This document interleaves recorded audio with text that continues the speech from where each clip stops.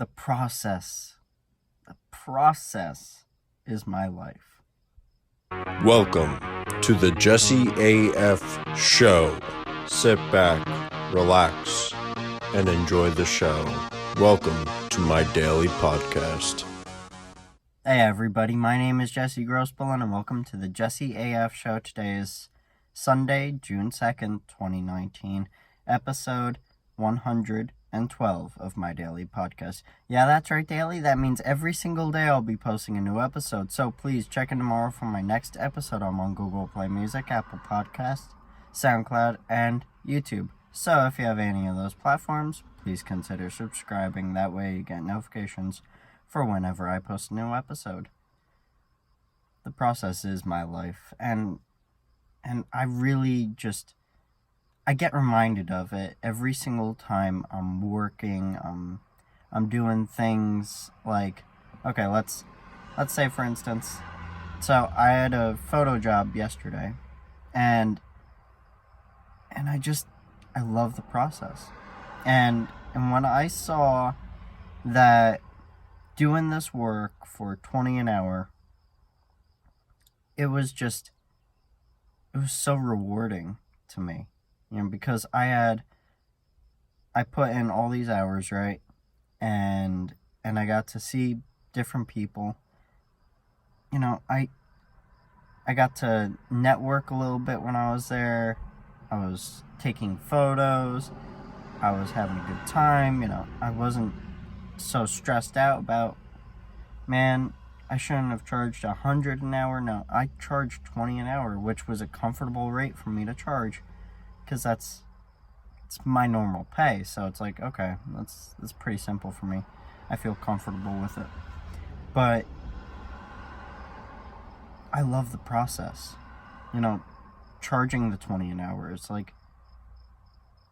it's rewarding. It really is rewarding, because you get to see different people and you get to talk to them, and then you talk to them about your pricing, and then they're like, man, that's a steal. And I'm like, yeah, I know it's a steal. I'm charging low dollar amounts because I need portfolio pieces. I do. I need as many portfolio pieces as possible. So if you wanted portraits done, basically, I'd do $20 an hour.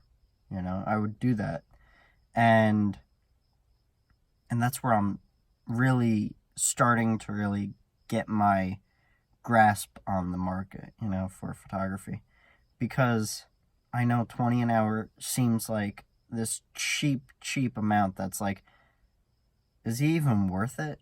But trust me, if you know me, I am an amazing photographer. I love photographing things. I love photographing people. I love photographing events.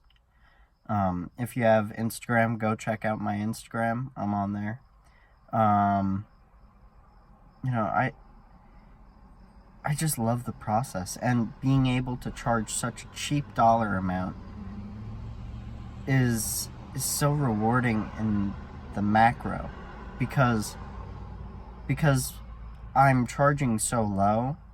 Everyone is interested in getting me to do their photo shoots, maybe a wedding, maybe this, maybe that. I have a wedding coming up this coming weekend. I love networking, and doing these jobs for basically free is good.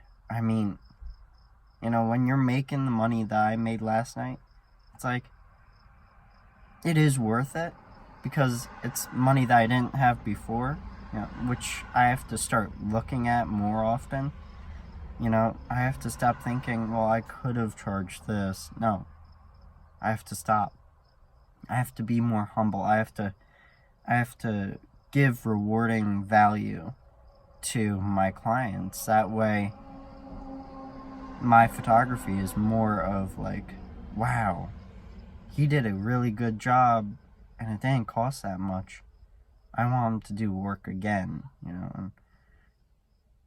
and then you add a little bit of something special, and it's like, Well, and then you include like maybe a print with a USB drive, and that gives them value too. And then they're like, I love that photo that you picked.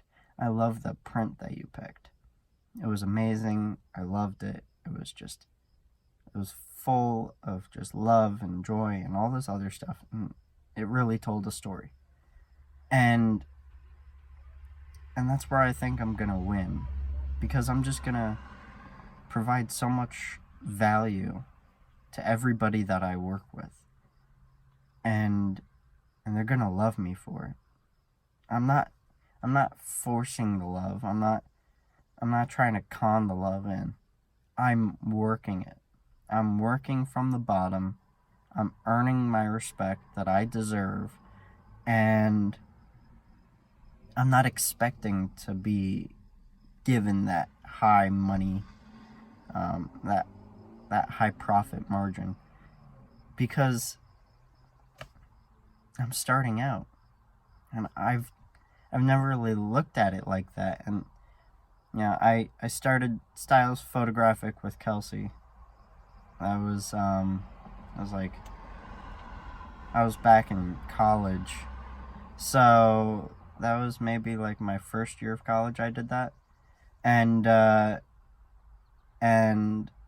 did that, and then I realized I didn't really like graphic design my first year, so I was like, never mind photographic, it's photography, it's not photographic. So, and then that was just too much, just content. We just put way too much out, and we didn't do enough jobs, and it was just like, the work didn't look good. It didn't look valuable. It looked really terrible, actually. So we worked on correcting our skill, and then we ended that one, Styles Photography. It wasn't even really a company. It was just something we created on Facebook. And then we went and we did Luann Diana, and that business, I actually started creating an LLC for it, but I never really finished the LLC paperwork just because, like, we had a falling out between us, and, we realized that it wasn't really good to keep it going, so we ended it, but we're still friends. We're amazing friends, but the point is that I've had 3 photography businesses, I guess you could say, fail, and now I'm really starting to focus on the important stuff. I'm really learning a better way to do it. I've learned a lot from all those failures, and I'm gonna say that for like forever. I'm gonna always tell people that I had 3 businesses before I eventually got off the ground, because it's the truth. I started trying to teach myself how to do it, and to just put out so much content that was not even valuable, and then I moved to more value, and then we ended up dissolving the company. And it's like, so much happens over your life, and when you look at your life and you're like, man, I had so many failures, I'm not good at this, stop. Take a step back, because failure is where people start failing, like I did yesterday. I realized that over those 3 failures that I learned a lot about what I can do and the best way for me to get those photos done and the best way to market my business. So right now it's more of like, I'm starting slow, and then I'm going to build into actually starting like a sole proprietorship. I don't know if I'm going to go LLC, but yeah, it's just understanding and accepting that you failed more than once is a great moment of growth. a great moment of learning and having the ability to be mature and to understand that knowledge is gained through failure and experience, and I love the process. That process of failing, getting back up, starting over, it's so rewarding. And I wouldn't have been able to do this way if I hadn't failed all those 3 times. Because it takes time, you know. When you're young, you have all this energy, you have all this, I'm amazing, you know, and especially when you're in college learning all this stuff and you're like, oh, I'm good at it. I don't need to learn it. It's rewarding when you really realize that you're good at what you do, but you have to prove it to everybody. But if they don't want to believe it, you gotta stop trying to prove it to them. So I've learned so much from the process of failing, from the process of getting back up and trying again. And I think this time is the real time. I think this time is the time that I'm actually going to make a real business, and I'm actually going to make some good moves.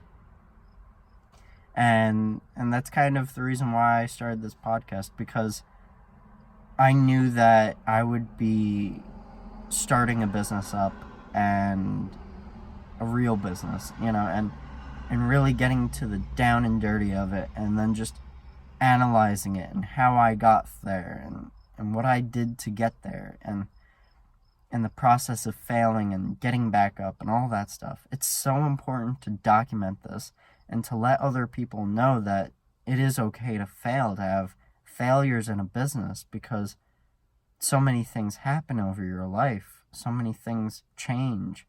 Girlfriends leave, you know, you get a new girlfriend. It's like, oh, I'm going to start a business with you, but is that really a good idea? You know? So I've learned so much over the past, and that's really the process. That's the process of just doing it and figuring it out, and I love it. I love that it took me about 5 years, just about 5 years, to really understand that and to really get into the real motion of starting an actual business. You know, charging nothing, basically. Getting a lot of photo shoots done. Just getting enough experience. That way I know what to do to prepare for a shoot. You know, even if I'm spending money, I got the time of doing it, and that's value. You know, if you're charging $100 an hour, nobody's going to want to pay you. And whoever comes to you is going to be like, no way.